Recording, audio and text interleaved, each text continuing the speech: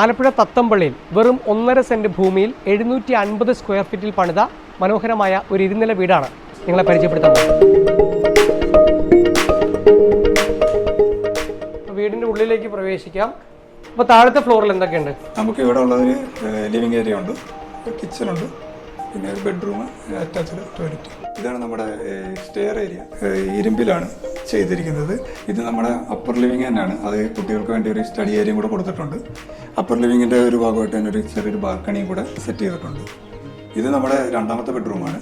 അപ്പം ഈ bedroom attached toilet തന്നെയാണ്. പിന്നെ ഈ ബെഡ്റൂമിൽ നിന്ന് തന്നെ നമുക്ക് വേറൊരു ബാൽക്കണിയും കൂടെ ഉണ്ട്.